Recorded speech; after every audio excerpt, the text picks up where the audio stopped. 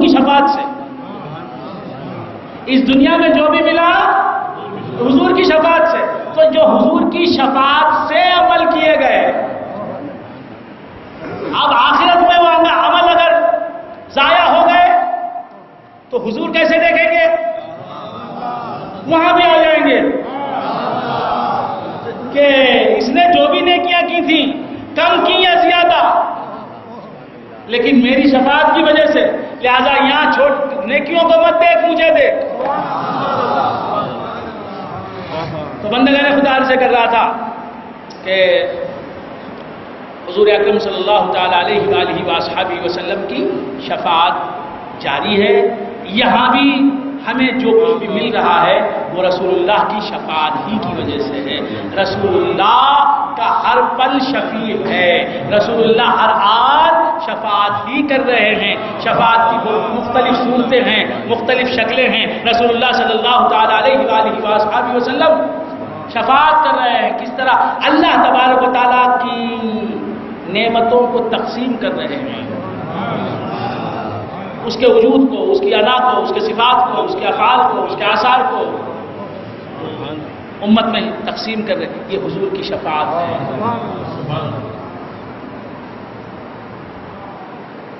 ہمارے گناہوں کے باوجود رسول اللہ صلی اللہ علیہ وآلہ وصحبہ وسلم کی شفاعت کی وجہ سے اللہ تبارک و تعالی ہمیں مختلف نعمتوں سے نوازتا ہے، رحمتوں سے نوازتا ہے. تو یہ رسول اللہ صلی اللہ تعالی علیہ وآلہ وصحبہ وسلم کی شفاعت ہے. بندگان خدا، اور اس دنیا میں بھی حضور کی شفاعت کام آئے. تو عرض کر رہا تھا کہ حضور غوث الثقلین رضی اللہ تعالی عنہ کی آج پیدائش کا دن ہے، اور غوث الثقلین رضی اللہ تعالی عنہ وسیلہ عظمیٰ ہیں، سب سے بڑے وسیلہ. اور اللہ تبارک و تعالیٰ کی شان دیکھیے، بات وہاں سے چلی کہ اللہ تبارک و تعالیٰ کی بارگاہ میں جو حاضر باش تھا، ہزاروں سال جو خدا کے قرب میں تھا، خدا کا فرمانبردار تھا، اطاعت گزار تھا، مطیع و منقاد تھا اللہ تبارک و تعالیٰ کا، وہ بندہ خدا کا کون؟ شیطان. وہ شیطان، اللہ نے اس کی عبادتوں کو دیکھا نہیں.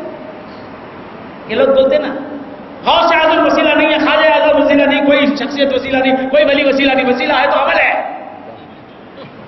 وسیلہ جی عمل کرو، جی عمل کرو. شیطان کے پاس کیا عمل نہیں تھا رے یار. وہ بھی تو کتنی سال عبادت کرا کر ہے تو ریٹائر ہو کر اب نمازی بنے آئے.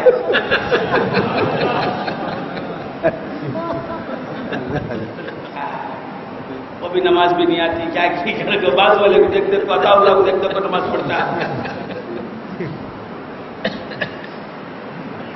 عطا اللہ اٹھو بڑھ گئی پھر اٹھو.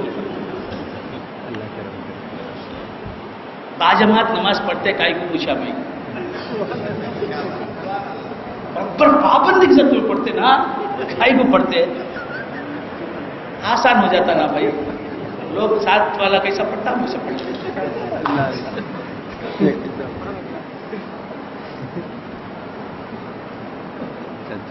تو خیر پیاز کرنا تھا، دیکھتے تھے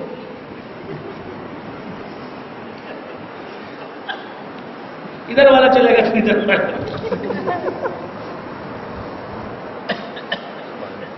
دو رکعت اس کے ساتھ پڑھے، اس کے بعد 6 رکعت ہو گئے.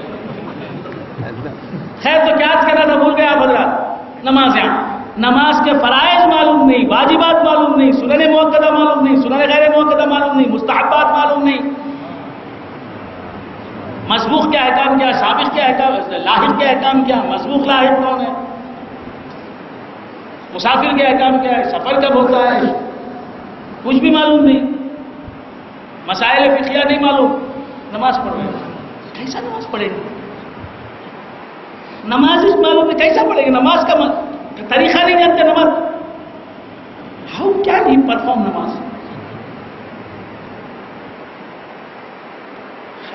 نماز پڑھو بولنے والوں، نماز کا طریقہ سکھاؤ. نہیں وہ تمہیں تمہارے چچا سے سیکھ لو،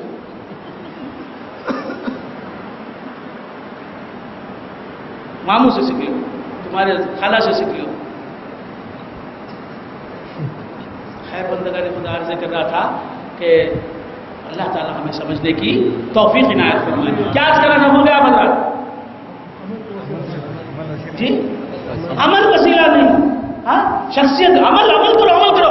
ارے شیطان بھی یہی بولنے کرتا تھا، ویسا کر دیا تم تو بول رہا ہے، ویسا ہی کرے. ہزاروں سال عمل نہ حضرت آدم کا وسیلہ لیا، نہ حضرت شیش کا وسیلہ لیا، نہ حضرت سبحان اللہ وسیلہ نہیں، پیری مریدی نہیں. کیا شیطان کا کوئی وسیلہ نہیں، کوئی پیر نہیں. تو خیر بندگان خدا عرض کر رہا تھا اعمال تو تھے، وسیلہ کیوں نہیں بن سکے؟ نہیں وہ کفر کرا نا اس واسطے. لیکن کفر ہوا کیوں اعمال کے بعد؟ اعمال نے کفر کرنے سے بچا لیا کیوں نہیں؟ وسیلہ بچا لیتے ہیں، گناہ کرنے سے پہلے بچا لیتے ہیں، اعمال نہیں بچاتے.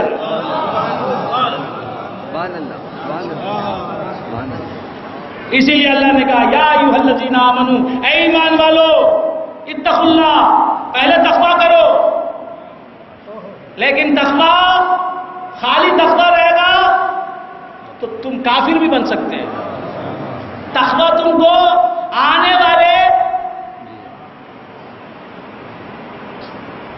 ہلاکت خیز منظر سے بچا نہیں سکتا، آنے والی تباہی سے بچا نہیں سکتا. وسیلہ جو ہے آنے والے خطرے سے بچا لیتا ہے. یا ایھا الذین آمنوا اتقوا اللہ، اے ایمان والو اللہ کا تقوی اختیار کرو. وابتغوا الیہ الوسیلہ، وسیلہ فوراً ڈھونڈو. بات سمجھ میں آ رہی؟ تو بندگان خدا سے کر رہا تھا، کیا بولتا تھا؟ شیطان کے پاس بہت عمل تھا لیکن اللہ کے بارگاہ سے نکل گیا. اور اللہ تبارک و تعالیٰ نے ہزاروں سال کی عبادتیں جس کے پاس ہیں، ہزاروں سال کی ریاضتیں، ہزاروں سال کے مجاہدے، ہزاروں سال کا تقویٰ، عمل صالح جس کے دامن میں ہے، جس کی جیب میں ہے، ایسے شیطان کو ہٹال دیا. میں بتانے کے لیے تقویٰ کام نہیں آتا، صرف حب نبوی حشر میں کام آئی جلیل، صرف حب نبوی حشر میں کام آئی جلیل. تاتے آئی نہ زہد آیا نہ تقویٰ آیا. تو تقویٰ بھی ہونا، تقویٰ ہونا کیا؟ تقویٰ کس لیے ہونا؟ ایمان ہونا تقوی کے لیے، تقویٰ ہونا وہ کسی وسیلے کے قدموں میں گرانے کے لیے. شادی ہونا بچے کے لیے، بچہ نہیں تو فائدہ کیا ہے؟ برابر مجھے سب بولے سے برابر سے شادی ہو گئی 14 سالوں سے بچہ نہیں ہے. کیا زندگی ہماری؟ ہمارا نام لینے والا کون ہے؟ تو کیا اس کرا تھا؟ بھول گیا بدرا ہے نا. دکان ڈالے چلنا نا، روز دکان کھولنے کو بیٹھتے شوکت علی، لاکھوں روپے کا سامان ہے ڈبوں میں بھرا ہوا، روز دکان کھولنے کو بیٹھتے پھر نکل جاتے ہیں. کیا یہ ایک پیسہ بھی نہیں، چاہ کے پیسے بھی نہیں، کوئی لا کو پلانا. راشد صاحب جب دکان مال سے بھری ہوئی، خریدنے والا کوئی نہیں، گاہک کوئی نہیں آتا. بس تو دکان کیوں ایسی دکان چلانا؟ چلا جی ہاں، اسے اٹھا کے پیٹی میں پھینکو، ایسی دکان بیکار کی دکان ہے نا. تو دکان ہے منافع کمانے کے لیے ہے نا. تو تقویٰ ہے اس کا منافع کیا؟ غوث اعظم کا دامن ملنا، خواجہ اجمیری کی غلامی ملنا، کوئی پیر باکمال ملنا، کوئی مرشد واصل ملنا، عارف کامل ملنا، کسی کے قدم چومنے کی سعادت ملنا، کسی اللہ والے کے درد کا شرف ملنا، کسی اللہ والے سے محبت کرنے کے مواقع ملنا.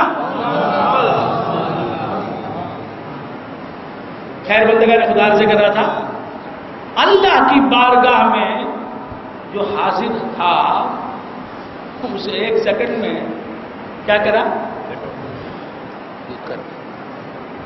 گیٹ آؤٹ کر دیا. کیوں؟ وسیلہ کا جگہ تھی. تعظیمی سجدہ کر لیتا حضرت آدم کو وسیلہ بنا لیتا.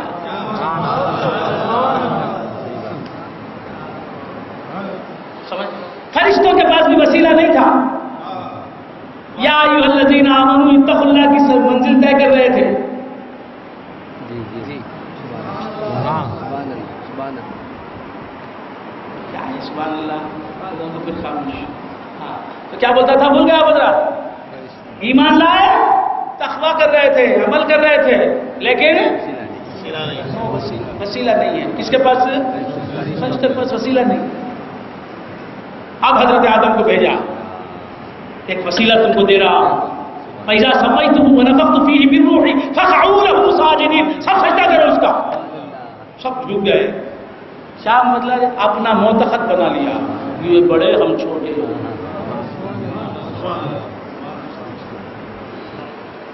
اب تک خدا کو ہی سجدہ کر رہے تھے، اب ان کو بھی سجدہ کرنا. سجدہ کرتے ہیں. جھکے، وسیلہ بنا لیا، وسیلہ مل گیا. اب شاید فرشتے بگڑنے والے نہیں، اللہ کی بارگاہ سے لانے جانے والے نہیں.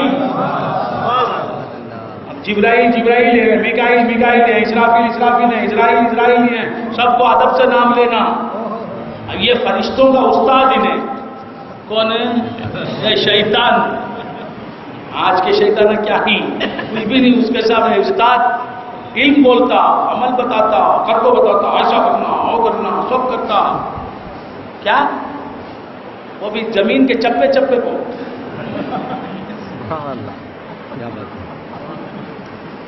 شیطان کی سجدے کامیابی ہے. سمجھے؟ جہاں جہاں شیطان کے سجدے، وہاں اس کے ماننے والے بھی سجدے کریں گے.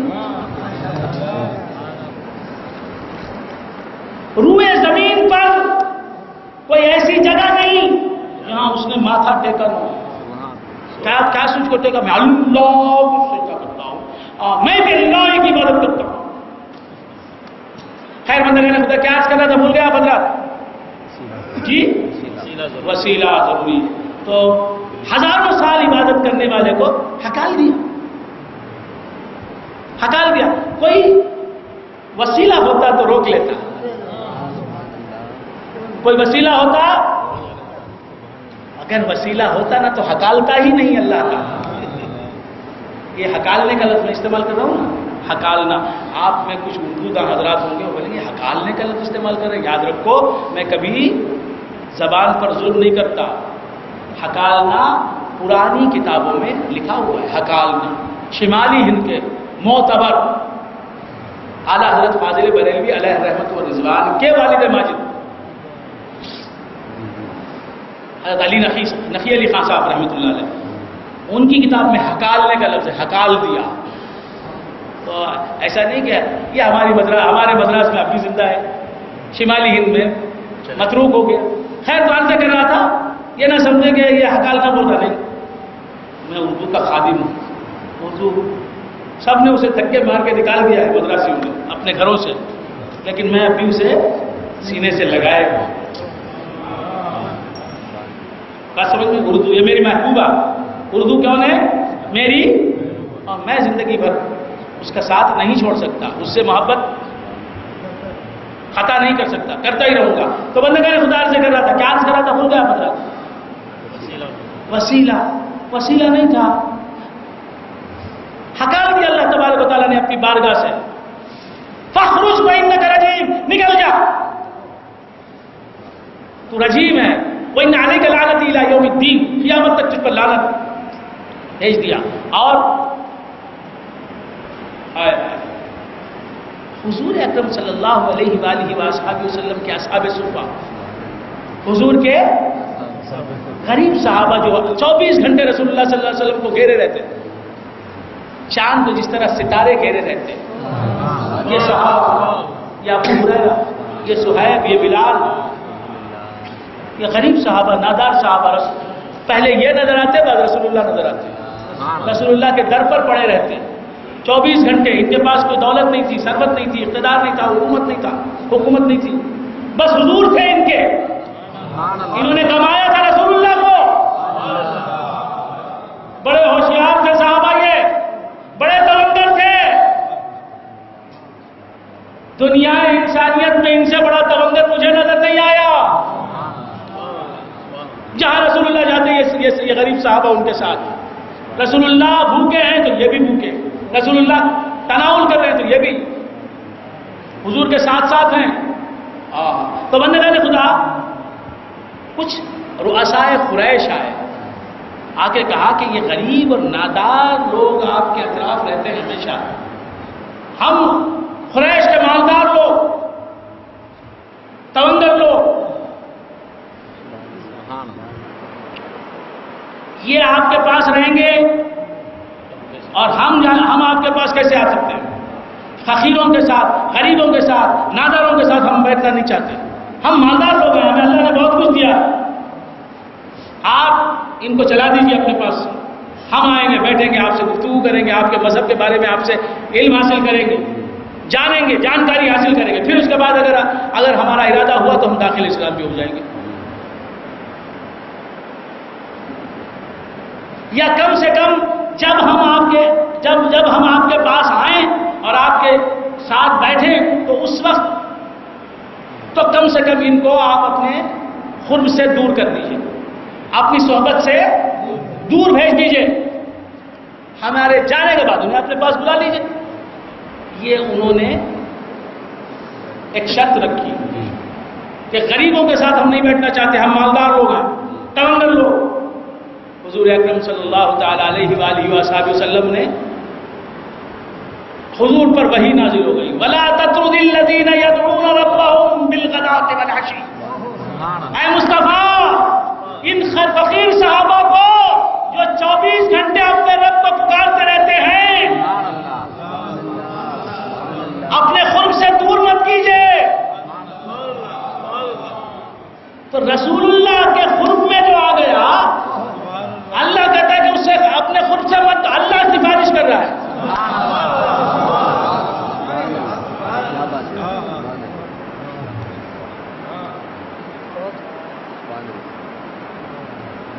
ان کو رسول اللہ کے پاس سے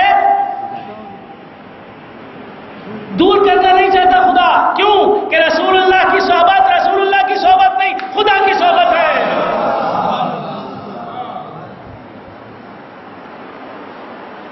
اللہ کے ساتھ تھا، اللہ کے قرب میں تھا، ملائے اعلیٰ میں رہتا تھا، فرشتوں کے ساتھ تھا. آپ سمجھ رہے ہیں جی؟ اور کسی سے پوچھا بھی نہیں. تخرج بین نگر عجیب، اتنے دن کی دوستی، اتنے دن کی نمازیں، سجدے، اللہ نے دیکھا نکل لے جا، کیونکہ تیرے پاس وسیلہ ہی نہیں، تیرا کوئی پیر ہی نہیں. تو کسی کی تعظیم، میری عبادت تو تیرے پاس ہے، میرے کسی بندے کی تعظیم تیرے پاس نہیں.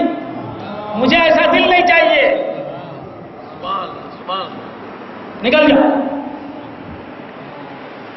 یہ کام حضور کے پاس نے کیا. سرکار اس دنیا میں آ جاتے، آنے کے بعد اللہ شیطان کو بولتا کیا؟ حضور کو سجدہ کر. تو سمجھ میں آ رہی بات؟ ایسا نہیں کیا. آدم علیہ السلام کو سجدہ کر بولا. کیوں؟ شیطان سے سجدہ آدم سے انکار کرنا ممکن ہو سکا. شیطان نے یہ تو کہا کہ میں آدم کو سجدہ نہیں کروں گا. شیطان یہ نہ کہہ سکتا تھا، جمال مصطفیٰ دیکھ لیتا تو اس جد کا حکم بھی نہ دیتا، خدا تو خود سجدہ کرتا. تو پھر آزمائش نہیں ہوتی، اس لیے حضور تک آنے کو ہی نہیں دیا.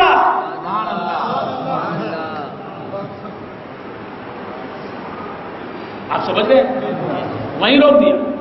خیر بندگان خدا عرض کر رہا تھا اور وہ سجدہ بھی حضرت آدم کا سجدہ نہیں تھا، وہ سجدہ بھی حضرت آدم کا سجدہ نہیں تھا۔ اگر حضرت آدم کا سجدہ ہوتا نا تو آدم کا جسم بنتے ہی سجدہ ہوتا، نہیں۔ فَإِذَا سَوَّيْتُهُ، جب میں ہوں کی ضمیر آدم کی طرف ہے، جب میں آدم کو ٹھیک ٹھاک بنا دوں، یہ آدم ہے، وَنَفَخْتُ فِيهِ مِن رُوحِي، اور اس میں اپنی روح پھونکوں، یہ محمد ہے۔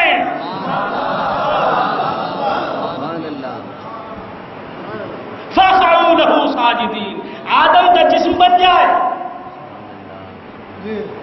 سجدہ نہ کرو، کیونکہ ابھی میرا نبی نہیں آیا، جب اس کی روح بن کر میرا پیغمبر آ جائے گا تب سجدہ کرنا۔ تو خیر بندگان خدا سے کر رہا تھا، بھول گئے آپ حضرات کیا آج کر رہا تھا؟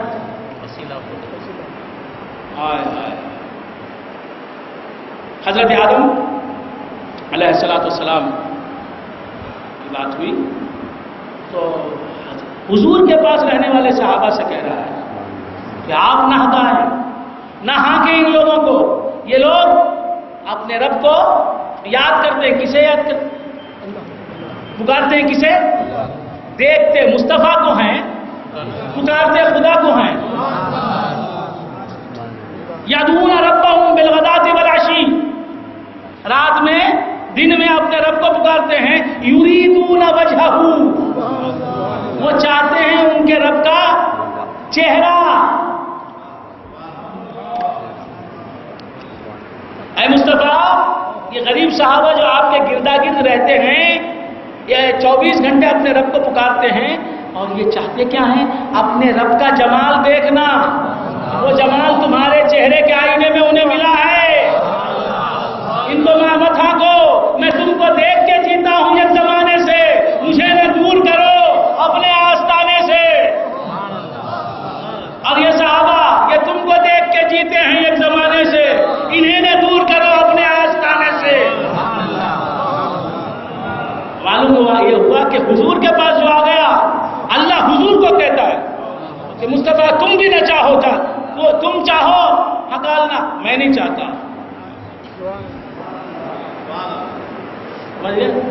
اور جو اس کی بارگاہ میں جا گیٹ آؤٹ۔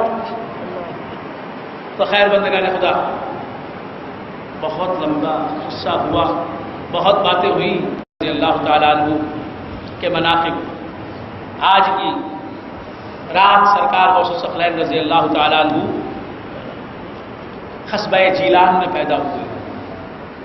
آج غوث الثقلین رضی اللہ تعالیٰ عنہ قصبہ جیلان میں، ایران میں ایک قصبہ ہے، قریہ ہے جو عرب سے بالکل قریب ہے، عرب نہیں ہے، عجم ہے۔ تو اس مقام کو گیلان بھی کہتے ہیں، جیلان بھی کہتے ہیں، جیل بھی کہتے ہیں۔ حضور غوث الثقلین رضی اللہ تعالیٰ عنہ وہاں پیدا ہوئے۔ سرکار غوث الثقلین رضی اللہ تعالیٰ عنہ قصبہ جیلان میں پیدا ہوئے۔ 29ویں شعبان کا دن ختم ہو چکا تھا، رات آ گئی، اور وہ رات رمضان مبارک کی پہلی رات تھی، بات سمجھیں؟ لیکن آج رات ہے رمضان مبارک کی پہلی رات نہیں ہے، 29ویں شعبان کا دن ختم ہو گیا، 30ویں شعبان کی رات آج نہیں،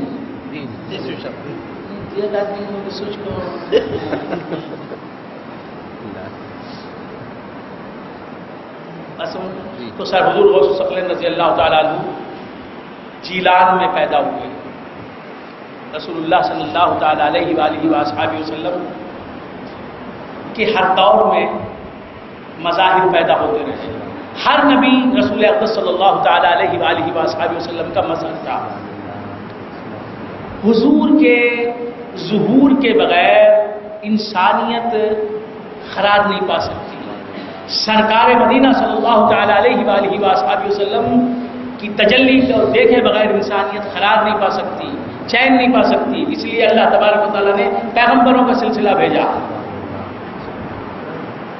حضرت آدم آئے، آئینہ چہرہ آدم میں جمال مصطفیٰ نمودار ہوا، لوگوں کو سکون ملا۔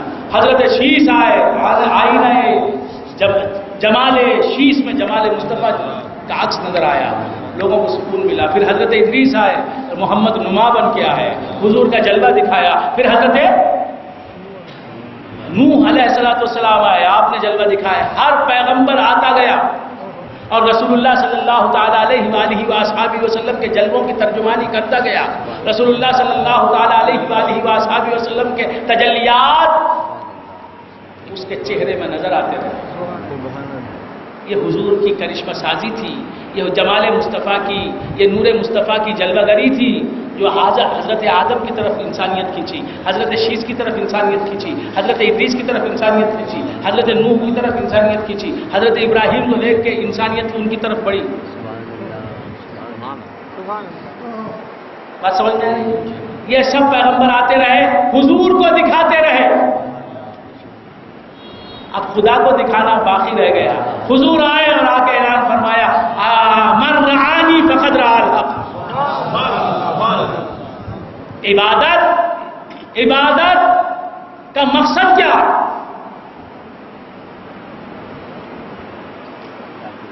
بولے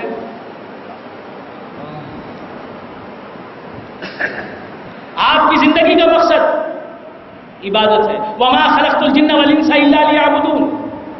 آپ کی زندگی کا مقصد عبادت ہے، اور عبادت کی ایک ابتدا ہے، عبادت کی ایک انتہا ہے۔ عبادت ایک عبادت ہے، ناقص عبادت، اور ایک عبادت ہے اپنے درجہ کمال کو پہنچی ہوئی۔ عبادت درجہ کمال کو پہنچی ہوئی کس عبادت کو کہتے ہیں؟ عبادت کا مقصد کیا؟ زندگی کا مقصد عبادت۔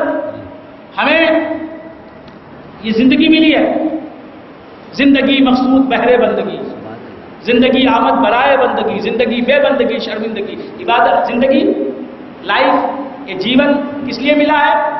اللہ کی عبادت کرنے کے لیے۔ اور عبادت کمال کو کب پہنچتی ہے؟ عبادت اپنی معراج کو کب پہنچتی ہے؟ یہ ذرا بول دے، میں تقریر ختم کر دیتا ہوں۔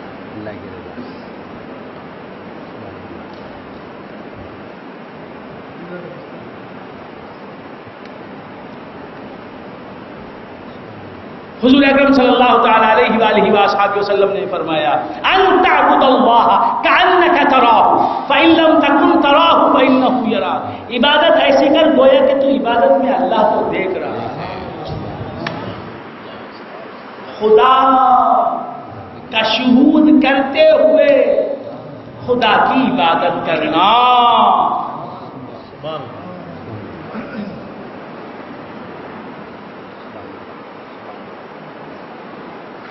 بات سمجھ آ رہی؟ انفس آفاق میں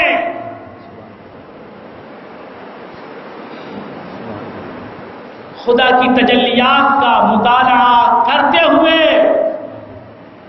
خدا کی عبادت کرنا، یہ عبادت کا کمال ہے۔ معبود اگر مشہود نہیں پھر تاج میں کچھ سود نہیں۔ امجد حیدرآبادی رحمۃ اللہ علیہ فرماتے ہیں، معبود اگر مشہود نہیں پھر تاج میں کچھ سود نہیں، مسجود کی جب تقدید نہ ہو موہوم کا سجدہ کون کرے۔ سمجھ میں آئی بات؟ جبرائیل امین آئے، حضور اکرم صلی اللہ تعالیٰ علیہ وآلہ وآصحابہ وسلم کی بارگاہ میں آ کے کہا، حضور مجھے اسلام کے بارے میں بتائیے۔ حضور نے اسلام کے بارے میں بتایا۔ پھر کہا مجھے ایمان کے بارے میں بتائیے۔ پھر حضور نے ایمان کے بارے میں بتایا۔ پھر کہا احسان کے بارے میں بتائیے۔ حضور نے احسان کے بارے میں بتایا۔ آپ سمجھ رہے ہیں؟ اسلام، ایمان، احسان۔ احسان کیا ہے؟ اللہ کی عبادت، اللہ کا شہود کرتے ہوئے کرنا، اللہ کی تجلیات کو دیکھتے ہوئے، جلوہ مصطفیٰ کو دیکھتے ہوئے، اس کے جلووں کی چاندنی میں اس کی عبادت کرنا۔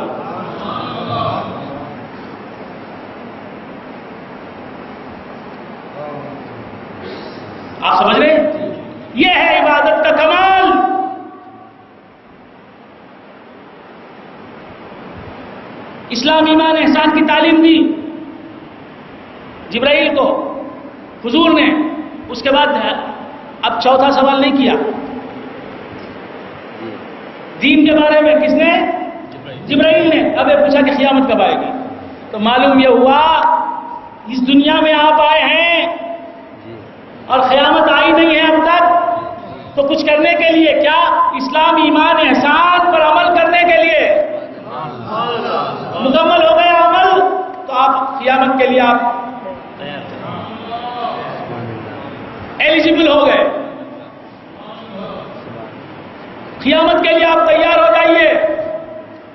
بات سمجھ میں آ رہی ہے؟ 3 سوال کیے جبرائیل نے. اسلام ایمان احسان کے بارے میں سوال کیے, حضور نے بتا دیے. اب جبرائیل امین چلے گئے. حضور فرما رہے ہیں حضرت عمر فاروق سے, یہ جبرائیل آئے تھے, بشکل بشر آئے تھے, آ کے انہوں نے کیا کیا؟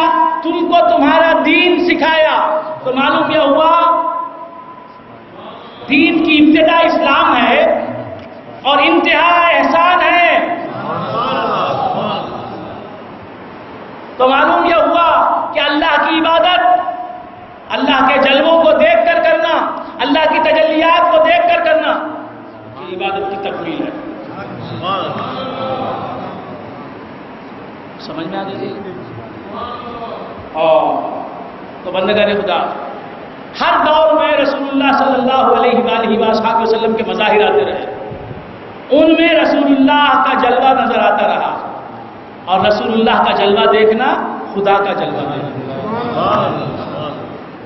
حضور جب آ گئے, حضور جب آ گئے, ہر پیغمبر کے جمال میں رسول اللہ کا جلوہ نظر آتا رہا, اور رسول اللہ کا جلوہ جسے نظر آیا اسے جلوہ خداوندی نظر آیا.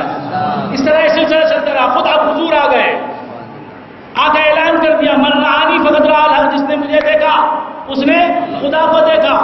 اللہ نے بھی یہ آیت نازل کر دی الیوم اکملت لکم دینکم, آج کے دن میں نے تمہارا دین مکمل کر دیا. مجھے دکھانے والا آیا, ایسا آیا کہ اس سے زیادہ بہتر میری تجلیات کا آئینہ کوئی بن نہیں سکتا. اسے تم نے دیکھ لیا, تمہاری عبادت مکمل, میرا دین مکمل.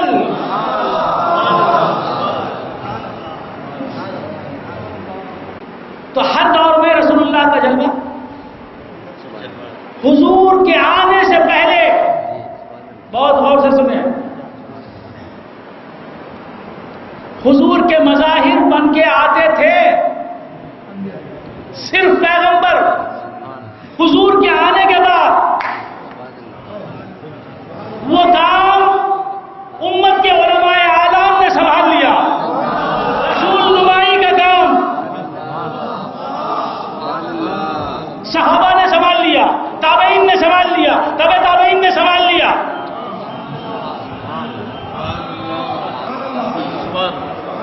حضور کے آنے سے پہلے علم نہیں تھا, عرفان نہیں تھا, فیضان تھا. فیضان خود آگے بڑھ کے کہتا تھا میں نبی کا جلوہ ہوں, میں تجلی مصطفیٰ ہوں. حضور کے آنے کے بعد علم و عرفان مل گیا, ایسی روشنی پھیلی کہ ہر ذرے میں جمال مصطفیٰ بے نقاب نظر آنے لگا.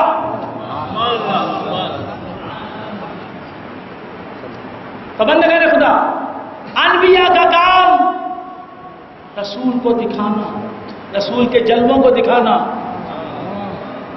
امت کے علماء نے یہ کام لے لیا, عرفان بھی پیش کرتے رہے, فیضان بھی پیش کرتے رہے, غوث نظر آتے رہے. دنیا دیکھ کے سوچ رہی ہے ایسا تو کوئی جلوہ نظر نہیں آیا, یہ کون ہے, یہ کون ہے؟ بتا دیا کہ کون ہے. فیضان کو عام کر دیا, عرفان کو خاص رکھا. آپ سمجھ رہے ہیں؟ تو یہ سلسلہ جاری رہا, یہ سلسلہ جاری رہا بندگان خدا. حضور نے اعلان کر دیا الانبیاء من امتی العلماء من امتی کانبیاء بنی اسرائیل.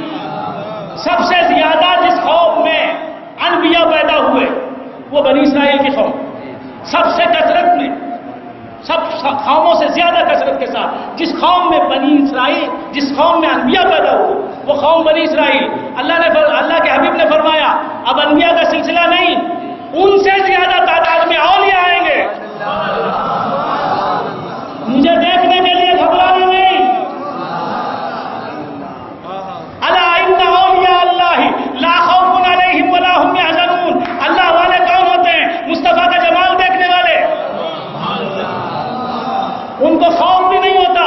کیوں؟ ان کو معلوم ہے جمال مصطفیٰ ایک آئینے میں نظر آیا، وہ آئینہ ہٹ گیا تو دوسرے آئینے ہیں. آئینہ ٹوٹے گا، عکس کو فنا نہیں، آئینے کو فنا ہے.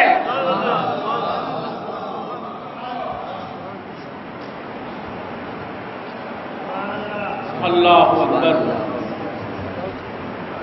کچھ لوگ اونچا سننے کے لیے آتے ہیں، اونچی باتیں کہاں سے کہاں پہنچ گئی مجھے خبر نہیں. تو بندگان خدا عرض کر رہا تھا کہ یہ سلسلہ جاری رہا اور جاری ہے.